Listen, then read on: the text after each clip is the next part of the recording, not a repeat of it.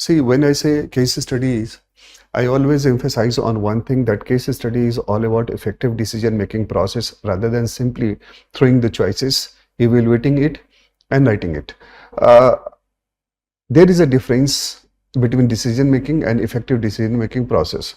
Number one. Number two, as I always say, that whenever you are going to solve case study, always keep four things in mind. Number one, identifying the problem, because many times what I see, students are not able to go deep into the problem, and they are going for the very superficially.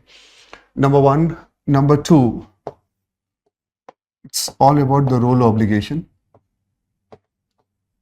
So you have to identify how you are positioned in the case, with which authority, whether you are accused, victim, or holding a position, what are their stakeholders, what are their demands, what are their claims, what are their interests, etc. And then third, obviously, the objective or goal you want to achieve. And the fourth most important of all, as I always say, in the different session also, we discussed about the constraints. So these four things that you will have to very clearly identify before you start writing. And so you will find the way UPSC designing the questions or the case study, there are different kind of demands. For example, it may be conflict of responsibility. It may be related to simply, you can say, the ethical dilemma. It may be related to based on only, you can say, the legality or the perspective of law, where the scope of morality or the moral values is less. So obviously different kind of cases are designed and based on a certain specific demand. So in this session, what I'm going to discuss about how to build the arguments. Let's see this case. Fine. We'll take example of 2-3 cases, and through which we'll try to understand how to develop arguments, how to explain, how to justify, so that it gives a sense of completion in your argument, in your answer. Right? So read this case along with me. Fine, just read it.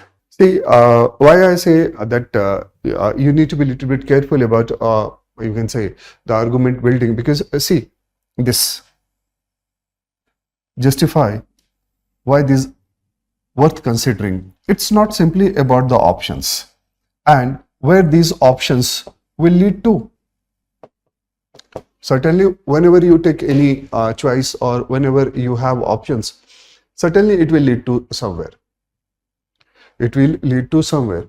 But the question is here that it says justify why these options are worth considering. So the question is here that whenever you are going to explain and justify various options, it always moves around certain things. Number one,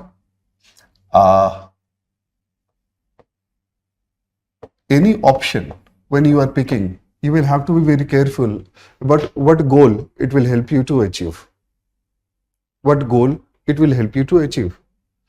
Number two, is there any constraints into it? And number three, the whole process, in the sense how you are going to execute. Briefly. When you will discuss about the process, then only you can highlight the constraints. Fine. So whenever you are building arguments or you are explaining any option, let's say you have considered or you thought of 3 options or 4 options to solve a problem, then the question is you have to deal with each and every options. You have to deal with, or you have to explain each and every options.